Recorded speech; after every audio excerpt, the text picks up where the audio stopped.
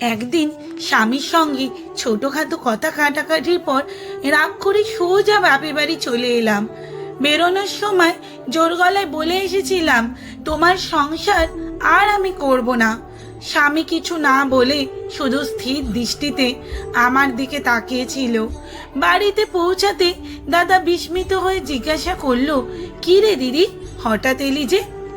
আমি একটু বিরক্ত হয়ে বললাম, কেন, আমি কি আমার বাপের বাড়িতে আর আসতে পারবো না নাকি? দাদা হেসে বলল, সে কথা নয়, তবে সাধারণত তোকে এলে আগে থেকে জানাতে দেখি তো, আজ না জানিয়ে এলি তাই জিজ্ঞাসা করলাম। এমন সময় বৌদি মুচকি হেসে খোঁচা দিয়ে উঠল, ওহো দারুণ, দিদির জন্যই দাদা বাজারে যাবে বুঝি? বাবা মা এলে তো বাজার করার নামটাই মুখে আনে না, দিদি এলো মানেই দাদা বাজারে দৌড়। বলো তো দাদা, টাকাটা কোথা থেকে এলো? ছেলে মেয়ের ফি দেওয়ার টাকাটা দিয়েই বুঝি দিদির জন্য বাজার করতে যাচ্ছ? বৌদির কথায় আমি স্তব্ধ। দাদা একটু অপ্রস্তুত হয়ে বলল, ওসব বলছিস কেন? দিদির জন্য নতুন কিছু কিনতে হবে না, ঘরে যা আছে তাই খেয়েই দিদি থাকবে।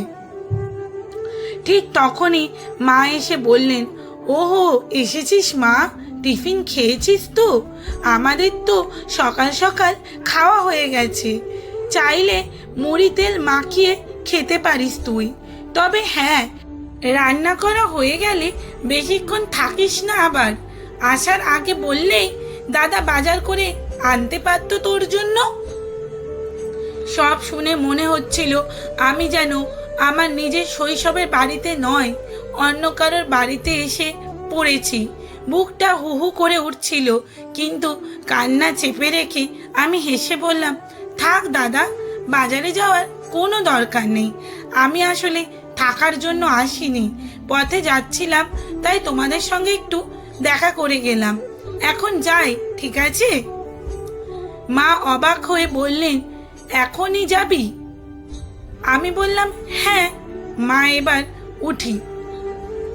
সময় পেলে একদিন ঘুরতে এসো আমাদের বাড়িতে। তারপর আর একটিও কথা না বলে আমি সোজা স্বামীর কাছে ফিরে এলাম। দরজা খুলতেই স্বামী আমাকে দেখে হেসে ফেলল। আমি বিরক্ত মুখে বললাম, হাসছো কেন? ভালোবাসি বলেই তো ফিরে এসেছি নাকি? স্বামী মুচকে হেসে উত্তর দিল, জানি তো, তুমি বরং রান্না বসাও, আমি বাজার থেকে সব কিছু নিয়ে আসছি। সেদিন আমার মনটা যেন হঠাৎ খুলে গেল। বুঝলাম বিয়ের পরে আসল আশ্রয়, আসল নিজের জায়গা হলো স্বামীর সংসার। বাপের বাড়ি যতই আপন মনে হোক, বাস্তবতা হলো স্বামীর ঘরই মেয়েদের আসল ঘর। আচ্ছা, আপনারাও কি একমত?